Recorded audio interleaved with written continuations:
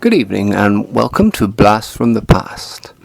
Instead of our regular music schedule, it's time for a bit of Russian literature tonight. And we've selected a wonderful comic novel entitled A Little Demon by Fyodor Sologub.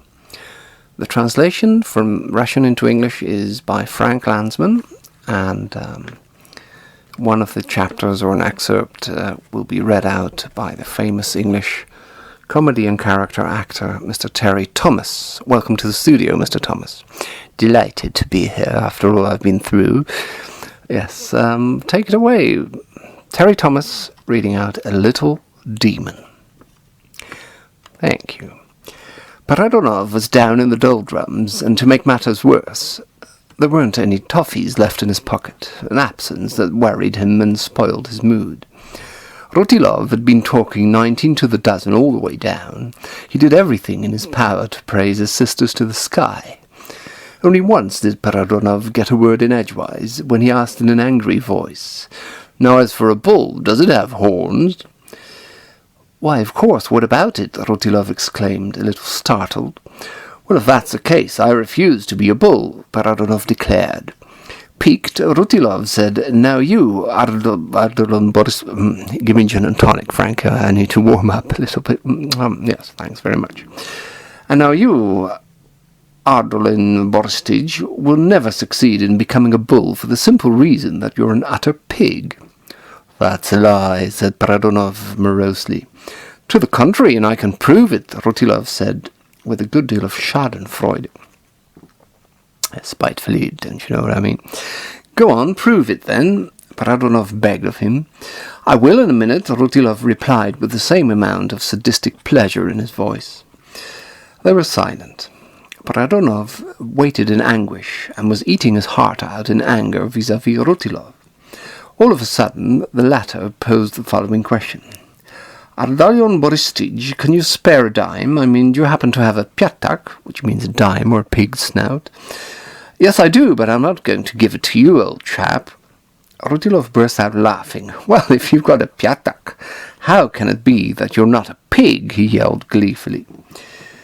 In utter dismay, Paradonov grabbed his own nose, flabbergasted. "That's a lie. What do you mean by pyatak? I've got a perfectly regular human face," he muttered. Rutilov laughed out loud.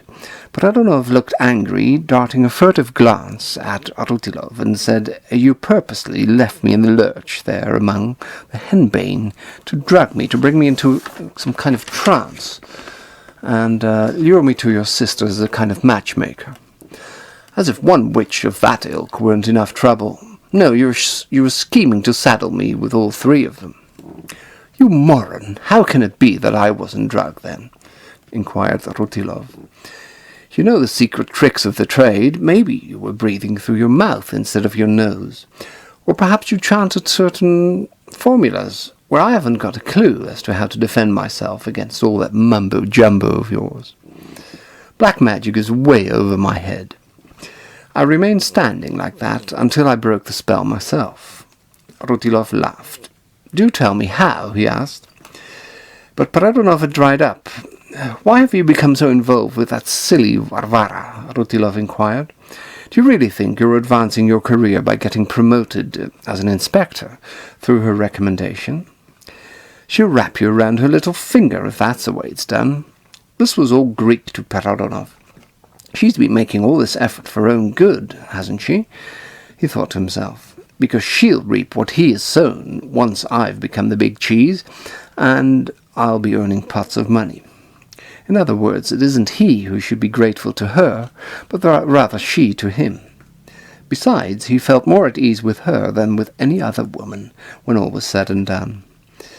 Paradonov had grown accustomed to Varvara. He felt attracted to her, possibly because he'd been having such fun teasing or even bullying her.